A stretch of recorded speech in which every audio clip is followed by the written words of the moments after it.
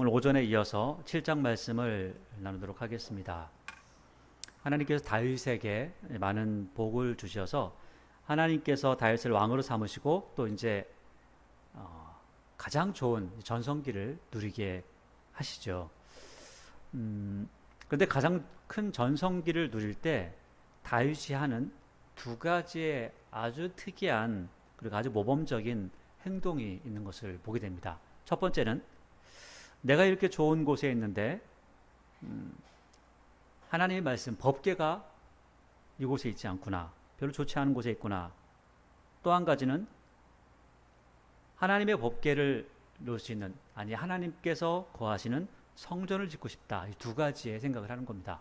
그러니까 어쩌면 사람들이 가장 좋은 시기에, 자기가 가장 좋은 시기를 보낼 때 자기를 생각하고 자기를 위해서 뭔가를 하는 경우가 참 많은데, 다윗은 자기가 누릴 수 있는 가장 좋은 시기가 왔을 때 하나님의 말씀을 생각하고 하나님께서 머무르실 성전을 생각한다는 것, 이게 참 대단한 모습인 것 같습니다.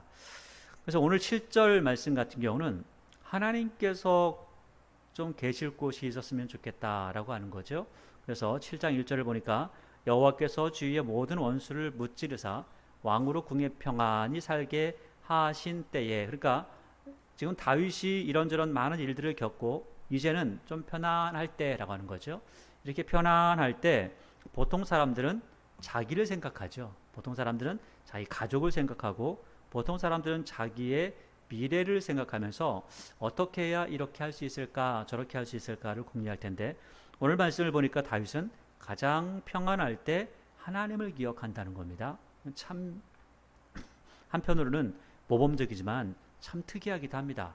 보통 사람들과는 좀 다른 결정을 하고 다른 생각들을 하고 산다는 거죠. 어쩌면 그렇게 오랫동안 밖에서 전쟁하고 쫓겨다니며 살았던 세월들이 있었기 때문에 평안한 시간을 보내면서 오히려 더 사람이 거기에 빠져들 것 같은데, 그러지 않고 하나님을 향한 마음이 남아있다는 겁니다. 그래서 2절에 왕이 선지자 나단에게 이르되 볼지어다 나는 백향목궁에 살거늘. 하나님에게는 휘장 가운데 있도다. 그러니까 밖에 그냥 장막 하나 딱 해놓고 뭐 요즘식으로 이야기하면 비닐 하우스를 해놓고 있다 이런 식으로 하겠지만, 아무튼 장막, 뭐 이런저런 동물의 그 껍데기를 가지고 만든 그러한 그 동물의 가죽을 가지고 만든 장막 가운데 있다라고 이렇게 하는 거죠. 그래서 마음이 아프다는 겁니다. 그래서 3절에 나단이 이렇게 말하죠. 여호와께서 왕과 함께 계시니. 이건 진짜 그랬죠. 하나님께서 늘 다윗과 함께 하셨다 이렇게 말씀하고 있습니다. 그러니까 왕과 함께 계시니까 그 당신이 생각하면 그 생각한 것이 하나님의 마음 아니겠습니까? 당신 마음에 있는 대로 하십시오. 이게 악한 일도 아니고 얼마나 좋은 일입니까? 라고 이렇게 이야기하죠. 4절에 그 밤에, 나단은 그게 당연히 그렇다라고 생각하고 안 했는데, 4절에 그 밤에 여호와의 말씀이 나단에게 임하여 이르시되 가서 내 종 다윗에게 말하기를 여호와께서 이와 같이 말씀하시되 네가 말이야 나를 위하여 내가 살 집을 건축하겠냐. 그러니까 뭐 이런 거는 하나님께서 보실 때 기가 막힌 이야기죠. 첫째는 이런 거하고 똑같습니다.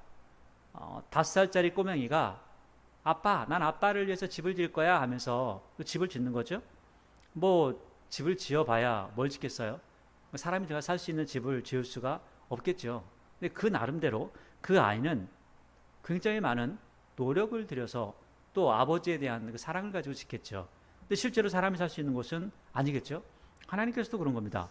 네가 아무리 잘 지어도 내가 들어갈 수 있는 그것은 아니야. 그래도 어린아이가, 그 5살짜리 어린아이가 아버지를 위해서 집 지을 거예요 라고 하면 아버지가 내가 살지도 못할 그 집이지만 그 말 자체가 얼마나 좋겠어요? 감동을 받는 거죠. 또 오늘 하나님께서도 마찬가지입니다. 그래서 6절에 보니까 이스라엘 역사를 이렇게 말씀하세요.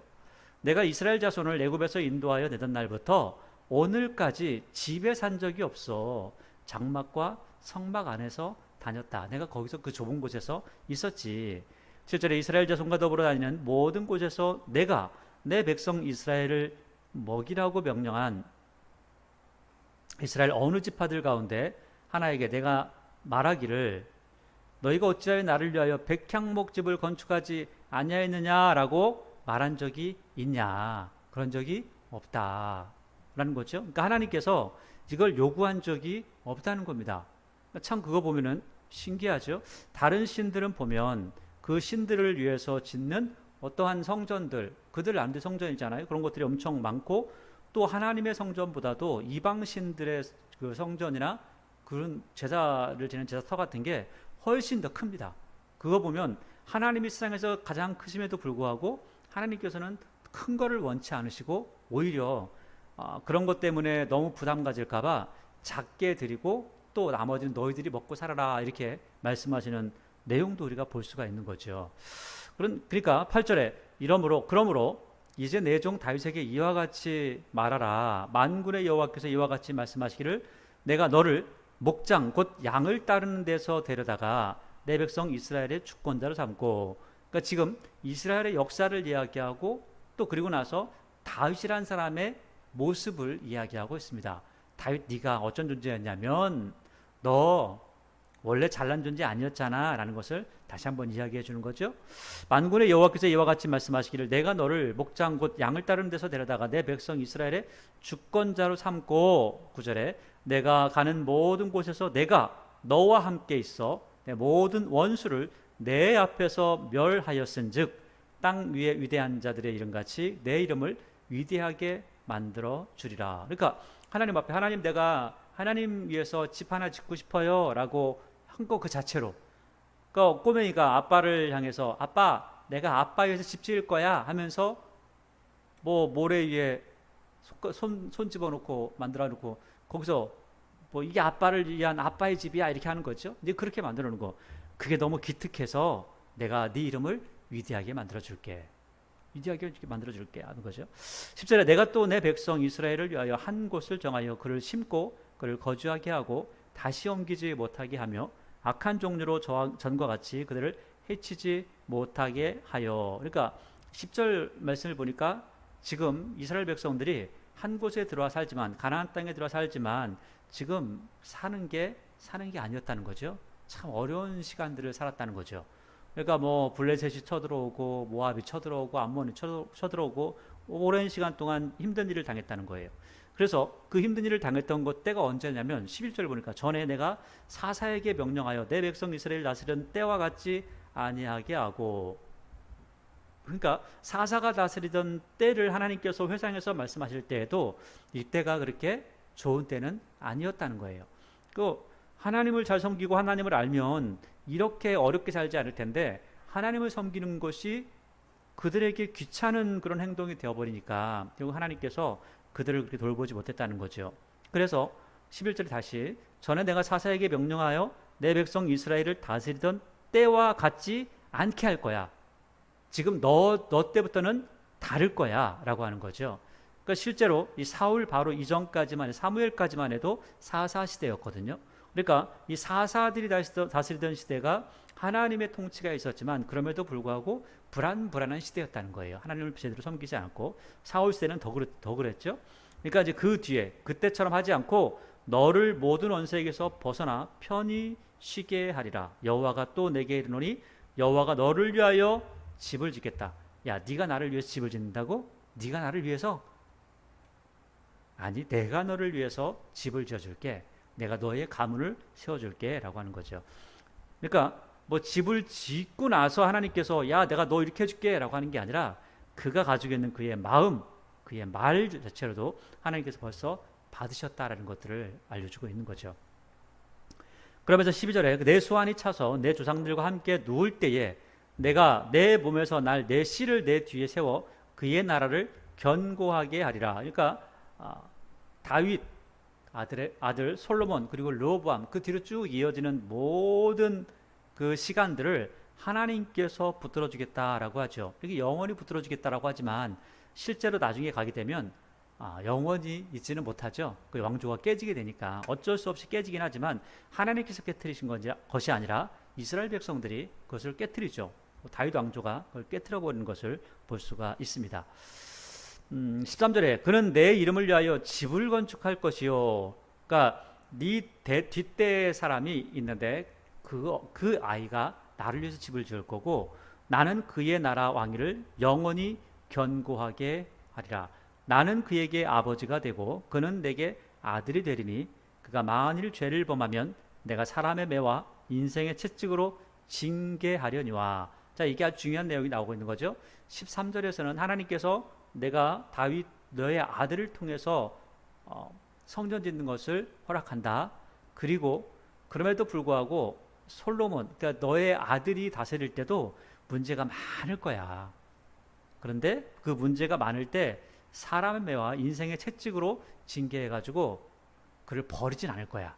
어떻게 버리지 않냐면 한번 예를 드는 거예요. 15절에 내가 내 앞에서 물러나게 한 사울에게서 내 은총을 빼앗은 것처럼 빼앗진 않을 거야. 이게 하나님의 약속인 거죠. 첫 번째 약속은 내가 너의 가문을 세워줄게. 둘째, 너의 아들이 죄를 많이 지을 거지만 그냥 걔를 죽이지는 않을 거야. 완전히 그 가문을 무너뜨리지는 않을 거야 라고 하는 거죠. 왜 이것을 이제 이렇게 하면 뭐 그런가 보다 라고 하는데, 실제로 이스라엘 백성들에게는 한 가지의 경험이 있죠. 사울이라는 사람의 경험이 있습니다. 사울이라는 사람을 보면 그의 평생에 자기를 위해서 기념비를 세웠을지언정 그 사람이 이방 신상을 만들거나 뭐 점을 보라고 하거나, 제일 마지막엔 자기가 점을 봤지만 그 전에는 그런 모든 것들을 다 막아버렸죠. 그런데도 불구하고 하나님을 경멸하는 모습이 사울 안에 있었다는 거예요. 오전에 보았던 것처럼 미갈이 다윗을 경멸했던 것처럼 이 사울이 하나님을 경멸했다는 거죠. 그래서 하나님께서 사무엘을 통해서 나를 경멸하는 자를 내가 경멸한다, 나를 존중히 여기는 자를 내가 존중히 여긴다 라고 이렇게 말씀을 하고 있는 것이죠. 그래서 이렇게 버림을 받았는데, 그러면 조금만 더 한 번 더 생각을 해보면 사울이 했던 행동과 솔로몬이 했던 행동들 중에서 솔로몬은 사울보다 한 발 더 나가서 많은 이방 신전들을 만들어줬다는 겁니다. 자, 그렇게 생각해 보면 사울의 범죄를 생각하고 사울에게 하셨던 하나님의 행동을 보면 솔로몬은 죽어도 100번은 더 죽어야죠. 그런데도 오늘 하나님께서 말씀하시는 것은 내가 사울에게서 은총을 빼앗은 것처럼, 그 왕위를 빼앗은 것처럼 그에게서는 빼앗지 않을 거야. 그래서 하나님의 이 약속이 있기 때문에 솔로몬을 죽이거나 또 그 가계를 끊지 않고 르호보암을 통해서 가계를 이어가지만, 그 왕위를 이어가지만 유다 족속에게만 왕이 되는 그러한 모습을 주셨던 것도 우리가 확인을 할 수 있습니다. 이 약속이 있었기 때문에 그렇죠. 그래서 16절에 내 집과 내 나라가 내 앞에서 영원히 보존되고 내 왕위가 영원히 견고하리라 하셨다 하라. 나단이 이 모든 말씀들과 이 모든 계시대로 다윗에게 말하니라. 그러니까 다윗이 하나님의 성전을 짓고 싶습니다 라고 하니까 하나님께서 넌 아니야. 그런데 네가 나를 위해 집을 짓는다고? 참 기가 막히다. 야, 이렇게 말하는 사람 내가 처음 봤다. 그래, 고맙다. 내가 너를 위해서 너의 가게를 세워줄게, 너의 집안을 세워줄게 라고 말씀하시면서 약속을 맺으시는 거죠. 이렇게 약속을 맺으니까 다윗이 집을 짓지 못하는 것은 아쉽지만 참 이 약속을 들어보니까 기가 막힌 거예요. 하나님께서 이렇게 나한테 좋은 약속을 주시다니. 실제 지금 내 앞에 뭔가 이루어진 것은 아니지만 미래에 이루어질 것을 하나님께서 말씀하셨기 때문에 감사해서 기도하는 겁니다. 그게 18절부터 내용이죠. 다윗 왕이 여호와 앞에 들어가 앉아서 이르되 내 주 여호와여, 내가 누구이오며 내 집은 무엇이기에 나를 여기까지 이르게 하셨나이까. 아니, 이게 다윗을 보면 그 시편에 보니까 자기가 시를 쓸 때 이렇게 이야기해요. 나는 왕 같은 거 되는 거 꿈꾼 적이 없습니다. 나는 내 미래에 이렇게 됐으면 좋겠습니다 라고 하는 그런 꿈이 없습니다. 오히려 나는 하나님만을 사랑합니다, 이렇게 이야기하거든요. 그런데 하나님만을 사랑했던 다윗, 하나님만을 바라보고 나갔던 다윗이 이렇게 왕까지 됐다는 거죠. 그러니까 다윗이 이렇게 고백을 하는 겁니다. 내 집이 뭡니까? 우리 집안이 뭐라고요? 내가 뭐라고요? 하나님 나를 이렇게 세우십니까? 감사합니다 라고 하는 거죠. 19절에 주 여호와여, 주께서 이것을 오히려 적게 여기시고 또 주의 종의 집에 있을 때 먼 장래와 일까지도 말씀하셨나이다. 그러니까 지금 약속이 내 아들 때, 내 손주, 자손까지 이야기한 거니까 집안을 세워준다니까. 그 다윗은 하나님 성전 한번 짓는다겠다가 수지 맞았죠. 그 마음을 하나님께서 보신 겁니다. 그래서 먼 장래 일까지도 말씀하셨나이다. 내 주 여호와여, 이것이 사람의 법이니이다. 사람도 그렇게 약속하면 지키는데 하나님께서 다 지키시죠. 하나님 감사합니다. 이렇게 얘기하는 거죠. 20절 주 여호와여, 주의 종을 아시오니 다윗이 다시 주께 무슨 말씀을 하리이까. 하나님 앞에 하나님께서 주신 은혜를 기억하니까 할 말이 없어요. 너무너무 감사해서. 21절에 주의 말씀으로 말미암아 주의 뜻대로 이 모든 큰 일을 행하사 주의 종에게 알게 하셨나이다. 그런즉 주 여호와여, 이러므로 주는 위대하시니 이는 우리 귀로 들은 대로 주와 같은 이가 없고 주 외에는 신이 없음이니이다. 이게 참 대단한 거죠. 이런 약속을 받고 보니까, 그리고 자기의 삶을 사는 것을 다시 회상해 보니까 하나님 외에는 신이 없습니다. 세상에서는 사람들이 신이 많다고 하지만 실제로 하나님 외에는 신이 없습니다 라고 고백을 합니다. 23절에 땅의 어떤 한 나라가 주의 백성 이스라엘과 같으리이까. 하나님이 가서 구속하사 자기 백성으로 삼아 주의 명성을 내시며 그들을 위하여 큰 일을, 주의 땅을 위하여 두려운 일을 애굽과 많은 나라들과 그의 신들에게 구속하신 백성 앞에서 행하여 싸우니. 그렇죠. 실제로 이스라엘 백성들이 보는 앞에서 애굽 사람이 죽었고, 또 전쟁에서 많은 것들을 승리하게 하셨고, 다 보는 앞에서 그랬고, 보는 앞에서 때로는 땅이 갈라지기도 하고 비가 오기도 하고 이런 물이 터져 나오기도 하고 이런 기적들을 본 겁니다. 24절 주께서 주의 백성 이스라엘을 세우사 영원히 주의 백성으로 삼으셨사오니 여호와여, 주께서 그들의 하나님이 되셨나이다. 예전에는 하나님 모른다고 자꾸 했는데 이제는 하나님밖에 없습니다 라고 하는 거죠.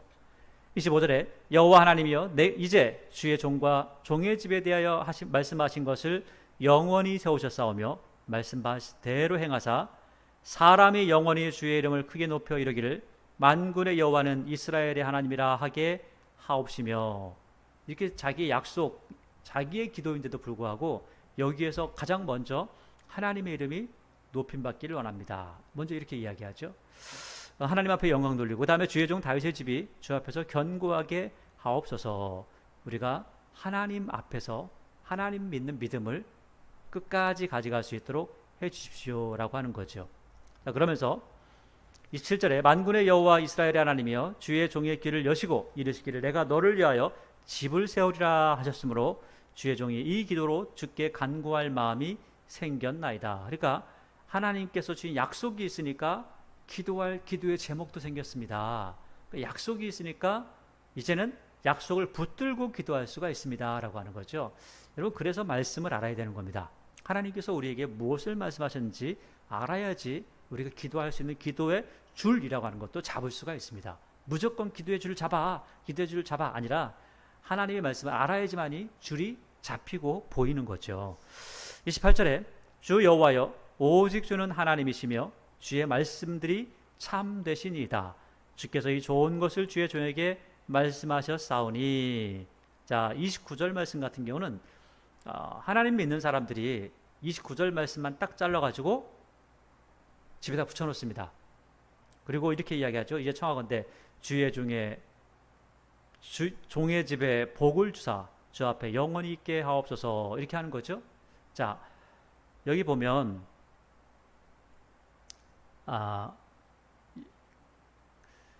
복의 내용이 뭐냐라는 거죠.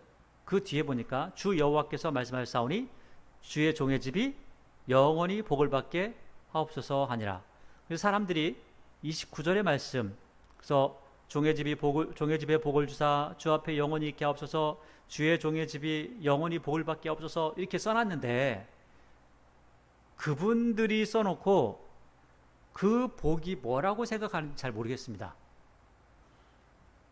그런데 오늘 다윗이 기도할 때 29절에 여기에서 말하고 있는 복은 뭐냐면 돈을 많이 달라는 것도 아니고요, 권력을 달라는 것도 아니고, 힘을 달라는 것도 아니고, 종의 집이 대대손손 하나님을 믿는 믿음의 복을 주십시오라는 겁니다. 근데 제가 생각할 때는 아마 많은 분들이 믿음의 복을 생각할까? 아니, 그냥 우리가 생각하는 돈을 많이 버는 부귀영화에 대한 복을 생각할까? 아마도 대대손손이 예수 믿는 이 부분보다는 돈을 많이 벌었으면 좋겠다라고 하는 생각을 많이 할 것 같습니다. 근데 다윗은 자기가 돈이 많이 있으니까 돈 그만 벌어도 돼요 라고 하는 그런 것이 아니라, 하나님, 제가 어릴 때부터, 돈이 없을 때부터, 권력이 없을 때부터 하나님을 믿었는데 돈이 이렇게 많아도 하나님 외에는 내가 의지할 것이 없습니다. 보니까 나뿐만 아니라 우리 모든 자손들이 하나님 믿는 믿음을 가지고 그렇게 살았으면 좋겠습니다 라고 하는 거죠. 다윗이 이렇게 복을 받았습니다. 그래서 다윗은 하나님 앞에 기도하는 것, 우리 모든 가정이 하나님 믿었으면 좋겠습니다 라고 하지만, 실제로 다윗의 대수가 지나면 지날수록 하나님을 믿는 믿음이 커지지는 않았습니다.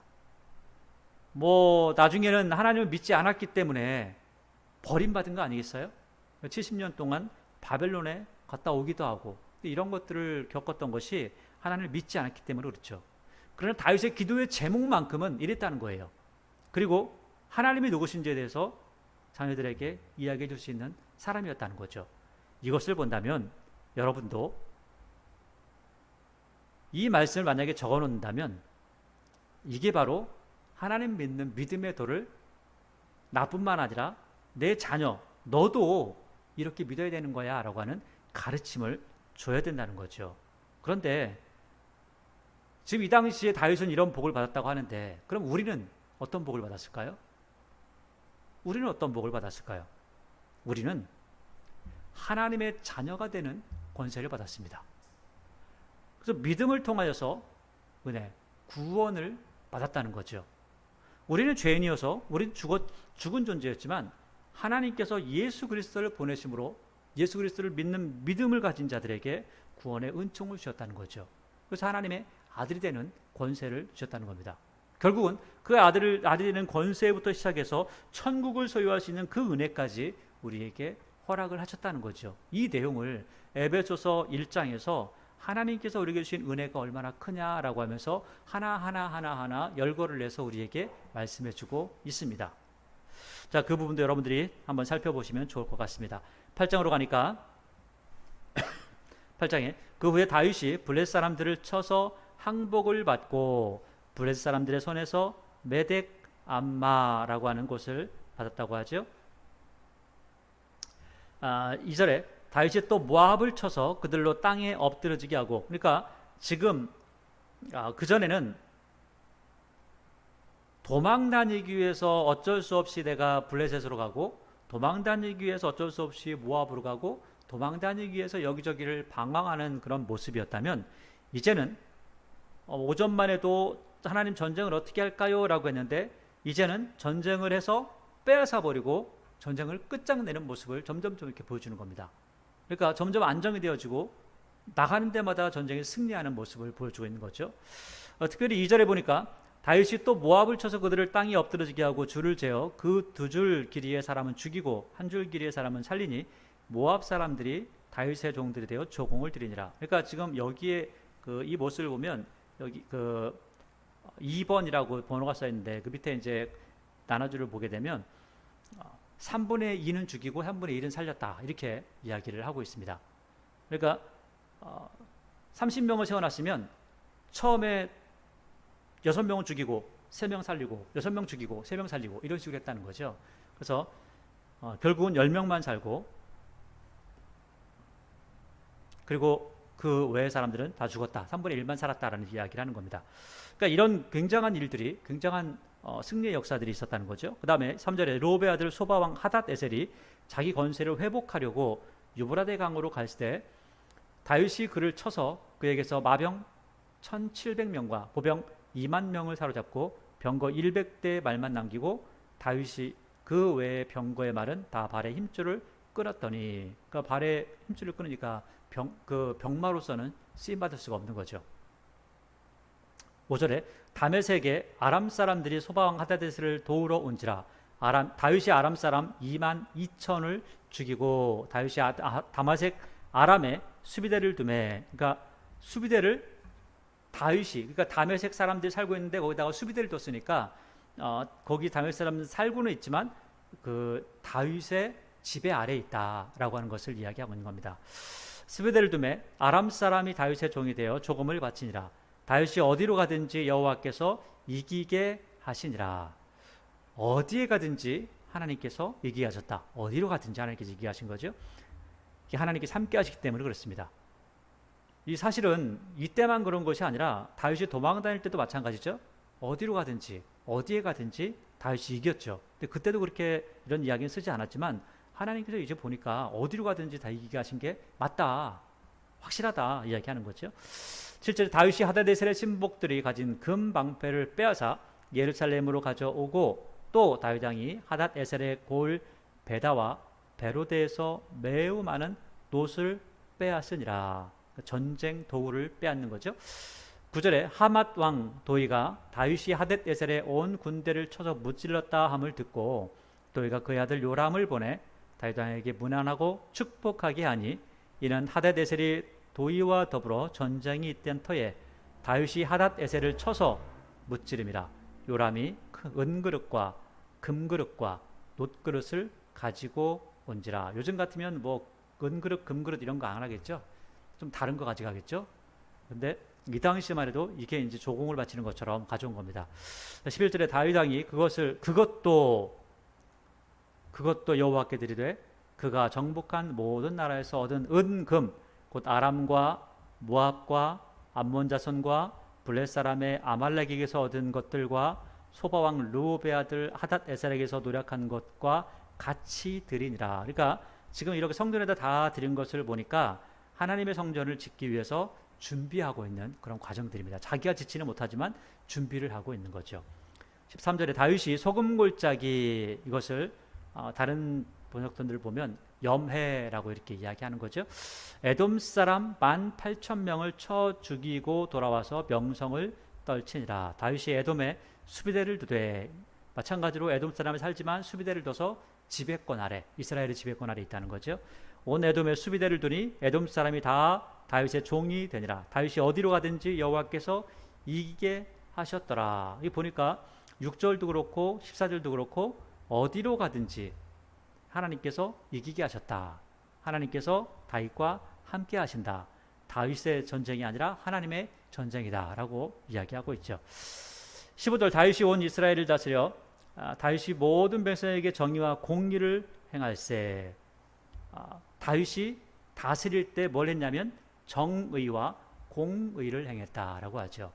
정의와 공의를 행하는 게 정치인이 마땅히 행해야 될 태도입니다. 그러니까 우리나라도 입법, 사법, 행정기관이 정치를 해 나갈 때, 이 나라를 이끌고 나아갈 때 정의와 공의가 그 안에 있으면 문제가 되지 않을 겁니다. 근데 입법기관도 사법기관도 행정기관도 자기들의 유익만을 위해서 달려가기 때문에 정의와 공의가 행사되지 않는 거죠. 근데 다윗은 정의와 공의를 행했다고 하죠. 마찬가지로 우리나라도 입법이나 사법이나 행정기관들이 자기의 힘을 가지고 자기를 위해 쓰지 않고 나라를 위해서, 국민들을 위해 쓸 수 있다면 정의와 공의가 행해질 겁니다. 그리고 그것을 행하게 하기 위해서 지금 민주주의이기 때문에 국민들이 깨어서 잘못하고 있으면 잘못한 것들을 지적하고 또 바꾸어 가야 되는 모습도 있는 겁니다.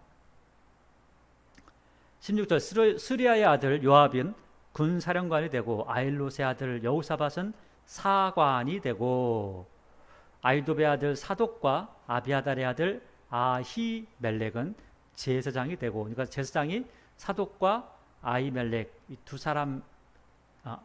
사람이었다는 거죠. 그래서 스라야는 서기관이 되고 여호야다의 아들 분하야는 그렛 사람과 블렛 사람을 관할하고, 그러니까 분하야라는 사람이 그 외국인이잖아요. 근데 외국인인데 이 사람이 그렛과 블렛 사람, 이 용병들을 관할했다. 그 여호야다의 아들이었는데 그 분하야는 유다 사람이지만 그 사람이 거느린 사람들은 그 용병들을 거느렸다, 이렇게 이야기를 하고 있습니다. 다윗의 아들들은 대신들이 되었다. 다윗의 아들들이 뭐 대신들이 된 게 좋은지 나쁜지는 모르겠어요. 근데 어쨌든 이렇게 행정 관료들을 다 짰다라고 이야기하죠. 그리고 나서 이제 다시 한번 또 생각할 것이 있는 겁니다. 그래서 9장에 가면 다윗이 이르되 사울의 집에 아직도 남은 사람이 있느냐, 내가 요나단으로 말미암아 그 사람에게 은총을 베풀리라 하죠. 요나단이라고 하는 사람과 다윗이라는 사람의 우정이 있었죠. 그 우정이 있었기 때문에 사울의 집에 요나단을 생각하면서 다윗이 이야기하는 겁니다. 혹시 요나단의 아들이 있니? 그럼 요나단의 아들은 내 아들처럼 내가 돌봐줘야 돼 라고 하는 겁니다. 그러니까 이전에 사울의 집에는 종 한 사람이 있으니 그의 이름은 시바라. 여러분 발음 잘하세요. 발음 잘못하시면 안 됩니다. 시바인데 그를 다윗의 앞으로 부르매 왕이 그에게 말하되 내가 시바냐 하니 이르되 당신의 종인이다 하니라. 왕이 이르되 사울의 집에 아직도 남은 사람이 없니? 이렇게 하는 거죠. 야, 혹시 사울 집안에 남은 사람, 살아있는 사람 있어? 라고 하는 거죠. 그러니까 내가 그 사람에게 하나님의 은총을 베풀고자 하노라 하니 시바가 왕께 아뢰되 요나단의 아들 하나가 있는데 다리 저는 자니이다 하니라. 아마 이 시바도 그렇고 이 당시에 다리 저렸던 이 무비보셋도 마찬가지인데, 이렇게 왕이 사울 집안의 사람을 찾을 때 시바는 아하, 야, 이제 완전히 끝장내려고 하는구나 라고 생각할 수 있고, 무비보셋도 마찬가지로 야, 난 죽었구나 라고 생각할 수 있을 겁니다. 그런데 오늘 말씀을 읽어보면 그렇지 않았죠. 4절에 왕이 그에게 말하되 그가 어디 있느냐 하니 시바가 왕께 이르되 로드발 암멜의 아들 마길의 집에 있나이다 하니라. 다윗 왕이 사람을 보내어 로드발 암멜의 아들 마길의 집에서 그를 데려오니 사울의 손자 요나단의 아들 무비보셋이 다윗에게 나와 그 앞에 엎드려 절하매 다윗이 이르되 무비보셋이여 하니 그가 이르기를 보소서 당신의 종인이다. 자, 이름을 부르니까 당신의 종입니다 하면서 발발발발 떨고 있는 겁니다. 왜 떨고 있을까요? 아, 죽었구나. 지금까지 좀 숨어 살았는데 이제는 끝장났구나. 야, 시바라는 이 녀석이 말이야, 나를 또 있다고 해가지고 죽게 만드네 라고 이렇게 생각할 수 있을 겁니다. 그러니까 이제 얼마나 떨었든지 다윗이 보는 거예요. 7절에 다윗이 그에게 이르되 무서워하지 마, 떨지 마 하는 거죠. 내가 반드시 내 아버지 요나단으로 말미암아 내게 은총을 베풀리라. 내가 내 할아버지 사울의 모든 밭을 다 내게 도로 주겠고 또 너는 항상 내 상에서 먹을 지니라 하니. 그러니까 이 사람은 죽을 줄 알고 왔는데 아주 큰 복을 받게 됐죠. 그 아버지 덕을 보는 겁니다. 그러니까 그가 절하 이르되 이 종이 무엇이기에 왕께서 죽은 개 같은 나를 돌아보시나이까 하니라. 그러면서 이제 9절에 시바는 완전히 이제 또 그 무거운 짐을 얹게 됐죠. 왕이 사울의 지종 시바를 불러 그에게 이르되 사울과 그의 온 집에 속한 것을 내가 다 내 주인의 아들에게 주었노니 너와 내 아들들과 내 종들은 그를 위하여 땅을 갈고 거두어 내 주인의 아들의 양식을 대주어 먹게 하라. 그러나 내 주인의 아들 무비보셋은 항상 내 상에서 떡을 먹으리라 하니라. 시바는 아들이 15명이요 종이 20명이라. 그러니까 지금 무비보셋은 제일 불쌍하게 살았고 아무것도 없이 살고 그러다가 장애까지 있어가지고 할 수 있는 일도 없고, 그런데 시바라고 하는 사람은 많은 것들을 누리고 자녀들도 많았고 또 종들도 많았고, 그러니까 그 주인의 집은 망했는데 시바는 굉장히 번성해진 걸 볼 수가 있죠. 그러니까 이 다윗이 시바에게 말할 때 야, 너 말이야, 너 위에 살지 말고 네 주인 위에 살아 이렇게 하면서 시바가 이제는 무비보셋을 섬기게 됩니다. 그런데 섬길 때 무비보셋에게 한마디를 더하는데, 시바에게 한마디를 더하는데 무비보셋은 왕자 중 하나처럼 내 상에서 먹을 거야. 그러니까 무비보셋은 너 무시했다가는 너 죽을 줄 알아? 쟤는 내 아들하고 똑같아. 만약에 무비보셋에게 말을 듣지 않으면 내 아들의 말을 안 들은 거하고 똑같아 라고, 왕자하고 똑같은 거야 라고 이야기를 하는 겁니다. 이 정도로 이 무비보셋에 대한 사랑을 이야기를 해주고 있는 거죠. 12절에 무비보셋에게 어린 아들 하나가 있으니 이름은 미가더라. 시바의 집에 사는 자마다 무비보셋의 종이 되었다. 그러니까 멀쩡하게 있다가 하루아침에 다 종이 되어버린 거죠. 무비보셋이 항상 왕의 상에서 먹으므로 예루살렘의 산이라 그는 두 발을 다 절더라. 도망가다가 놓치는 바람에 다리가 부러졌는데 그것을 고침받지 못해서 그랬다라고 하고 있는 거죠. 자, 오늘 이야기는 여기서 마쳐집니다. 그런데 나중에 보게 되면 이 시바가 무비보셋을 속이고 다윗도 속이는 모습을 이야기하고 있습니다. 자, 그 이야기는 나중에 그때 가서 또 하겠지만 오늘 그 이야기를 잠깐 하는 이유가 뭐냐면 오늘 보니까 시바는 자유인이었죠. 그런데 무비보셋이 살아있는 것을 다윗이 불러오라 해서 불러가니까 갑자기 자기가 종이 되어버린 겁니다. 그래서 이제 그것을 못마땅하게 여겼던 이 시바가 어느 순간 생각하고 궁리하다가 결국은 자기 주인을 모함해서 결국 그를 그 웅덩이에 빠지게 하고 결국은 이 다윗이 무비보셋을 버리게 만드는 결과를 가져오게 됩니다. 그러니까 우리가 이제 여기서 그런 것들을 이해하고 넘어가지 않으면 왜 시바가 무비보셋을 그렇게 얼토당치 않게 모함을 하고 있는가라고 볼 수 있는데 그게 아니라 이러한 상황들이 있었고 그래서 시바는 자기가 늘 주인이 되고 싶었는데 그러지 못했던 것들이 한이 되었다라고 하는 거죠. 오늘 말씀은 하나님께서 다윗에게 주셨던 가장 좋은 시간들입니다. 이제는 다윗이 올라갈 수 있는 최고의 위치로 올라간 겁니다. 정점을 찍은 위치죠. 그러니까 다윗이 가장 행복했던 시기라는 겁니다. 그런데 그 뒤로부터는 가장 정점을 찍고 나서는 이제 10장 이후로부터는 조금씩 어려운 일들이 벌어지기 시작합니다. 벌어지기 시작하는데 문제는 뭐냐면 여기서 우리가 꼭 살펴봐야 될 건 뭐냐면 다윗은 그렇게 자신의 삶이 정점에 있을 때 하나님을 기억했다는 겁니다. 자신의 삶이 정점에 있을 때 하나님이 어떤 분이신지 하나님께서 어떤 일을 하시는지 하나님께서 무엇을 원하시는지 그래서 하나님께서 원하시는 그 일들을 하기 위해서 이쪽으로 저쪽으로 백방 달리면서 하나님의 뜻을 따라가려고 하는 모습이 있었다는 겁니다. 그런데 사람들은 자기 정점의 인생이 오면 절대 그러지 못하는 모습을 볼 수 있죠. 그런데 다윗은 그랬다는 겁니다. 또 뿐만 아니라 하나님을 위해서뿐만 아니라 자신에게 은혜를 베풀었던 사람들이 누군지 또 그 자손들이 누가 있는지 내가 은혜를 어떻게 하면 갚을 수 있는지 이런 것들도 생각하는 사람이었다는 거죠. 결국 자신에게 주어진 그 인생, 자신에게 주어진 그 모든 시간들, 자신에게 주어진 그 정점에서 많은 것들을 사람들에게 나눠줄 수 있는 그런 사람들이었다는 겁니다. 자, 그리고 오늘 이제 10장까지의 말씀을 쭉 살펴보게 될 건데요. 10장에 보니까 그 후에 암몬 자손의 왕이 죽고 그의 아들 한운이 대신해서 왕이 되었죠. 다윗이 이르되 내가 나아스의 아들 한운에게 은총을 베풀되 그의 아버지가 내게 은총을 베푼 것 같이 하리라 하고 다윗이 그의 신하들을 보내 그의 아버지를 조상하라 하니라.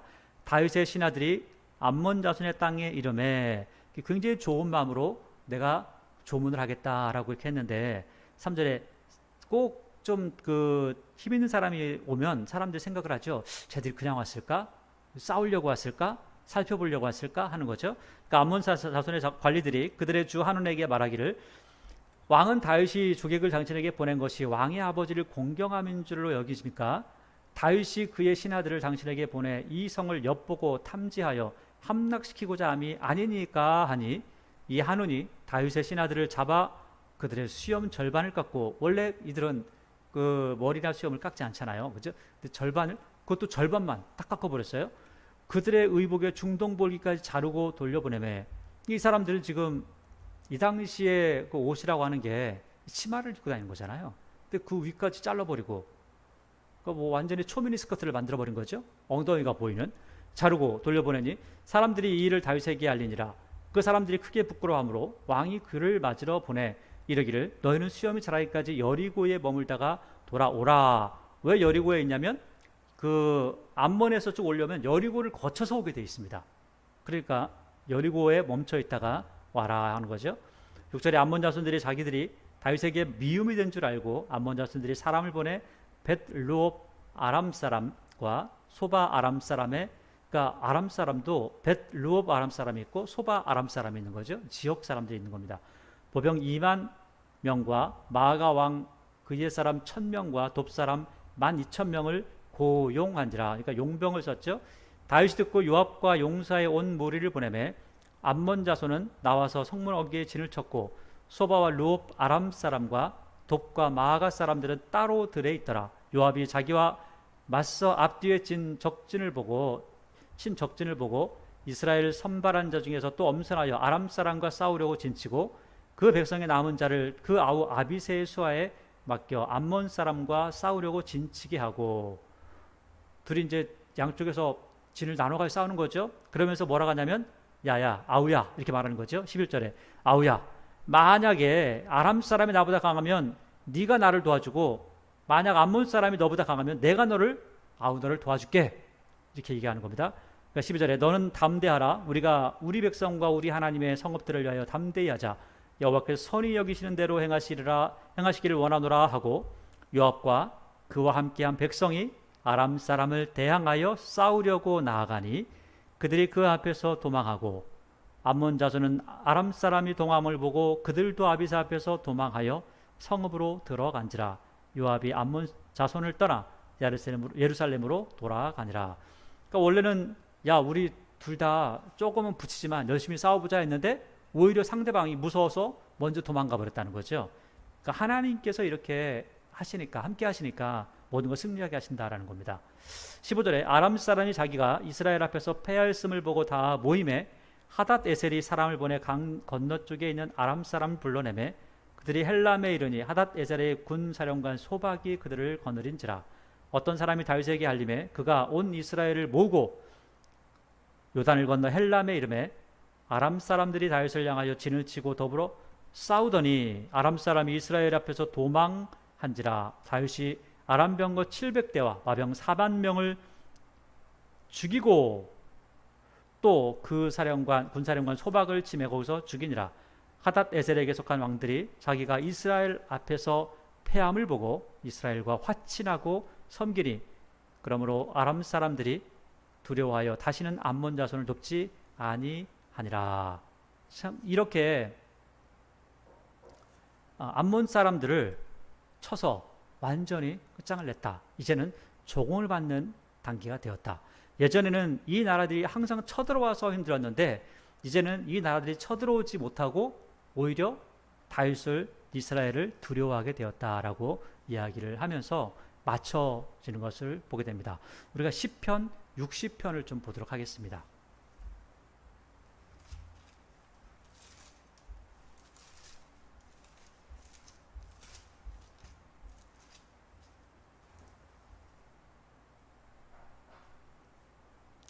시편 60편을 보니까 이렇게 표제가 되어 있죠.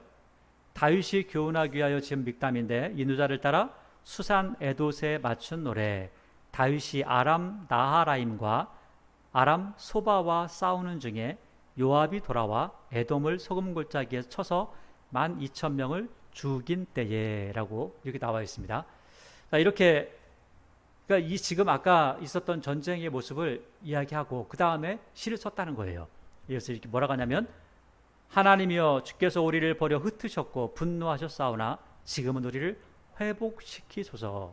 뭐냐면 저들이 저렇게 쳐들어온 거 보니까 군사가 너무 많아서 사실 쉽지 않아 보이는 거예요. 그런데도 불구하고 요압이나 아비새가 야 죽을 때까지 싸워 우리가 이길 수 있어 하나님께서 함께 하셔 이렇게 하는 거죠.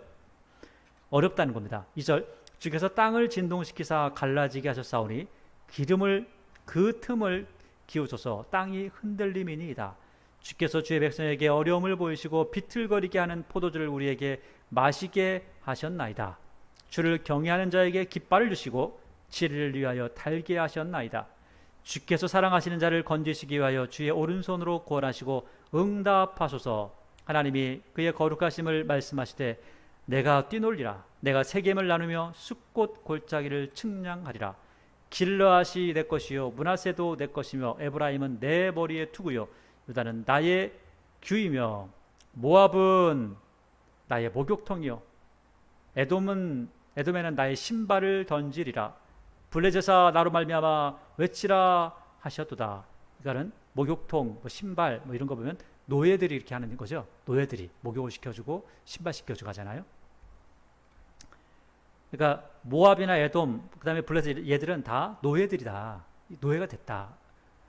9절에 누가 나를 이끌어 견고한 성에 들이며 누가 나를 에돔에 인도할까? 하나님이여 주께서 우리를 버리지 아니하셨나이까?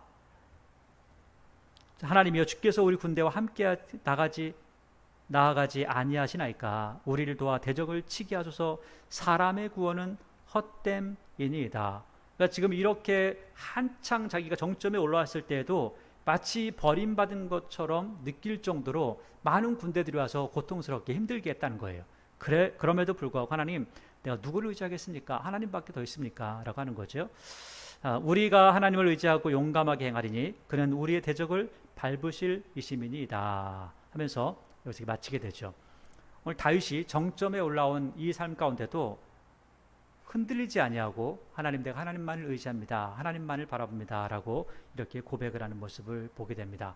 여러 가지 많은 힘든 일이 있지만 그럼에도 하나님을 끝까지 붙들었던 다윗처럼 우리의 삶 가운데, 특별히 지금 코로나19로 인해서 너무나 많은 사람들이, 특별히 우리들도 고통 가운데 있지만 하나님의 인도하심이 우리와 함께 할 때에, 하나님께서 우리를 붙잡으신다는 그 사실을 믿고 나아갈 때, 하나님만을 의지할 때에 하나님께서 우리에게 주실 은혜가 이러함을 우리에게 말씀하고 있습니다.